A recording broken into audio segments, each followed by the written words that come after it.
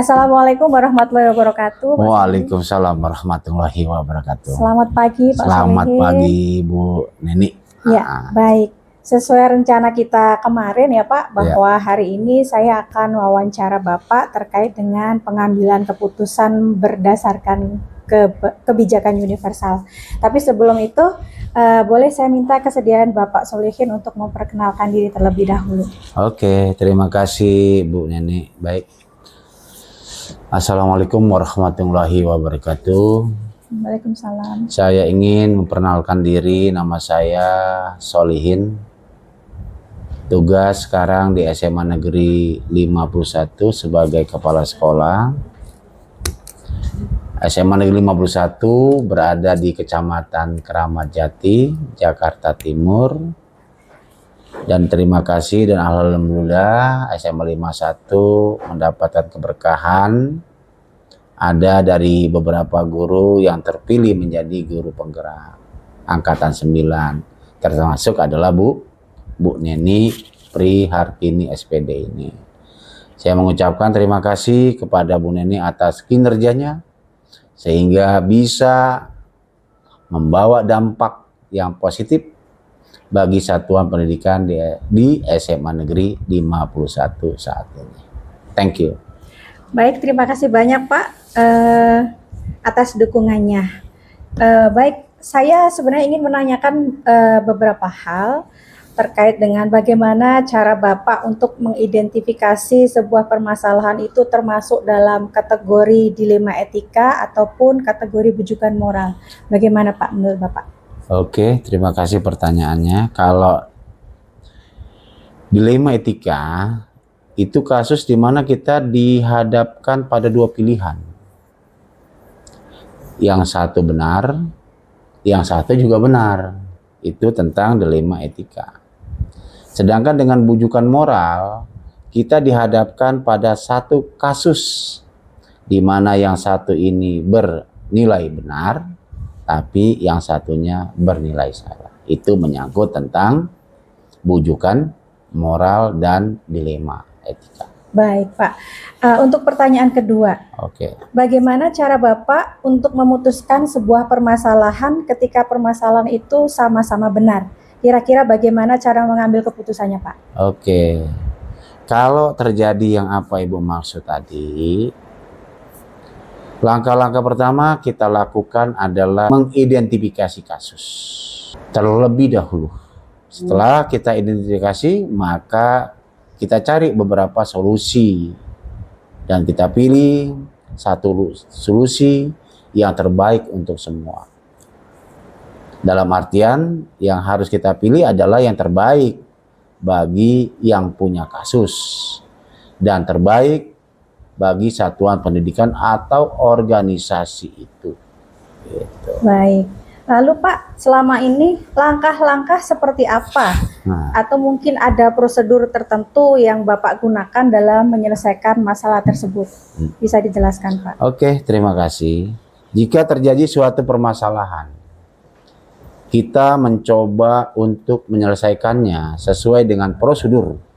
Yang pertama, kita cari dulu penyebabnya dari permasalahan itu. Apakah penyebab itu dari yang punya kasus atau berhubungan dengan orang lain atau kasus-kasus yang lain?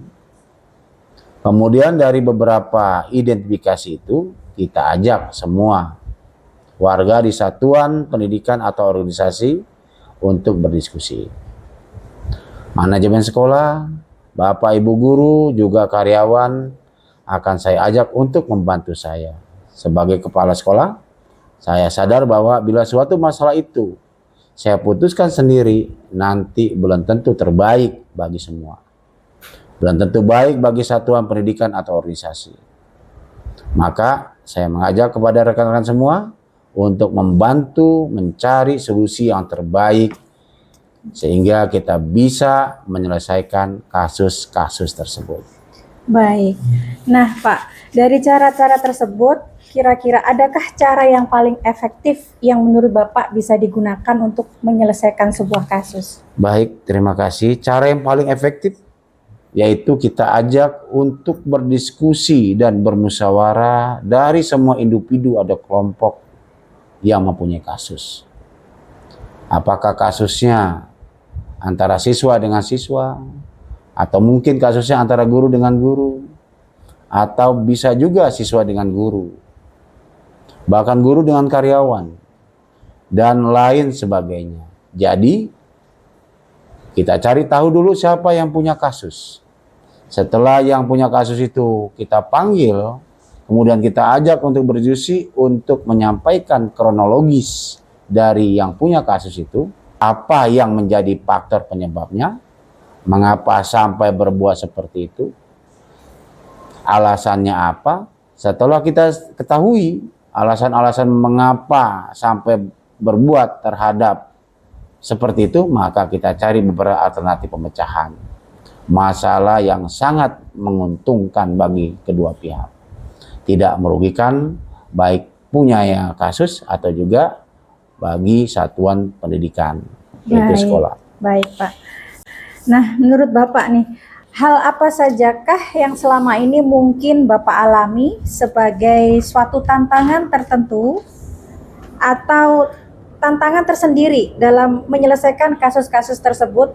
Mungkin ada satu hal atau satu kasus yang sulit untuk dipecahkan. Kira-kira bisa nggak Pak diceritakan seperti apa tantangan itu Pak? Tantangan yang terberat bagi saya selama ini adalah kasus di sekolah, di mana pelakunya adalah murid yang terlibat tawuran walaupun lewat postingan atau media sosial. Kalau kasus ini saya bawa sampai ke jalur hukum, saya juga kasihan kepada masa depan murid tersebut. Hal tersebut juga bisa mencemarkan nama baik sekolah. Tapi kalau tidak saya kasuskan, saya khawatir nanti akan menjadi pengaruh terhadap murid-murid yang lain untuk berbuat atau membuat kasus yang sama di satuan pendidikan ini. Nah, bagi saya ini termasuk suatu tantangan berat bagi kami. Namun kami sadar apapun terjadi, kami harus mengutamakan pencegahan disiplin. Dan bagaimana masa depan murid-murid kami di suatu hari nanti. Apakah masih bisa tetap cerah? Saya sadar bahwa setiap manusia pasti pernah berbuat salah. Dan sebaik-baiknya orang adalah orang yang sadar bahwa dia adalah salah dan mengakui kesalahannya itu, serta berjanji tidak akan mengulangi lagi kesalahan tersebut. Itulah kira-kira tantangan yang selama ini jadi dilema untuk kami selaku satuan pendidikan. Baik Pak. Lalu nih Pak, bagaimana dalam penyelesaian masalah ini? Apakah Bapak mempunyai waktu tertentu atau waktu khusus untuk menyelesaikan masalah, ataukah langsung diselesaikan pada saat itu juga Pak kalau terjadi masalah? Kalau untuk jadwal secara khusus untuk menyelesaikan suatu kasus masalah itu tidak ada sebenarnya. Kami tidak ada waktu khusus ketika saya menyelesaikan suatu masalah, hanya secepatnya kita selesaikan. Semakin cepat kita menyelesaikan masalah, maka semakin baik bagi satu pendidikan, organisasi. Jadi secara kelembagaan maupun yang terlibat di dalam kasus tersebut tidak berlarut-larut menjadi dosa bersama. Baik. Kemudian Pak, selama ini ketika ada permasalahan atau kasus yang terjadi, adakah seseorang atau mungkin faktor-faktor yang mempermudah Bapak dalam menyelesaikan kasus-kasus yang terjadi pada satuan pendidikan atau organisasi ini Pak? Oke, yang saya lakukan untuk menyelesaikan kasus adalah berkolaborasi dengan semua pihak. Dan yang membantu saya adalah mereka, yaitu guru-guru, murid maupun orang tua, karyawan, polisi, RT, RW, kelurahan, kecamatan, semua saling bahu-membahu. Apalagi orang tua. Namun demikian kita melihat kasusnya dulu. Misalnya kasus itu dengan murid, ya, kalau kasusnya cukup ditangani tanpa harus dengan orang tua, ya kita selesaikan.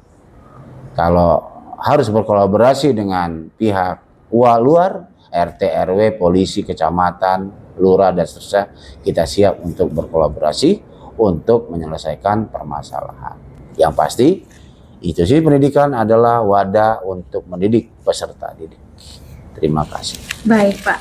Nah, dari semua tadi yang Bapak sampaikan, adakah pembelajaran yang Bapak ambil dari cara-cara Bapak tadi menyelesaikan permasalahan yang ada di satuan pendidikan atau organisasi ini, Pak? Oke. Pembelajaran yang saya ambil itu adalah kita sadar bahwa setiap manusia hidup itu pasti punya suatu masalah, punya kekurangan. Terkadang ketika keinginan seseorang itu tidak tercapai atau tidak sesuai dengan yang diharapkan, maka akhirnya timbul suatu masalah. Sebaik-baiknya orang adalah yang menyadari bahwa semua manusia itu pasti punya salah. Dan sebaik-baiknya orang yang salah adalah orang yang sadar akan kesalahannya dan yang mampu untuk menyelesaikan masalahnya dengan baik. Sadar untuk memperbaiki sehingga kedepannya bisa menjadi orang yang lebih baik. Baik, Pak. Kalau boleh saya rangkum pembicaraan kita dari awal hingga akhir tadi ya, Pak, ada beberapa poin yang saya garis bawahi. Yang pertama, jadi untuk mengambil keputusan, Bapak melakukan identifikasi, kemudian mencari solusi, dan dari beberapa solusi yang ada, Bapak mencari solusi yang terbaik. Mana yang terbaik bagi kasus tersebut, juga yang terbaik bagi satuan pendidikan atau organisasi, begitu ya Pak? Ya, siap. Kemudian yang kedua, ketika ada suatu kasus atau permasalahan, prosedur yang Bapak lakukan adalah mencari penyebab dari masalah tersebut. Ya. Apakah ini intrinsik dari dalam diri orang itu sendiri atau ada dorongan eksternal yang berhubungan dengan orang lain.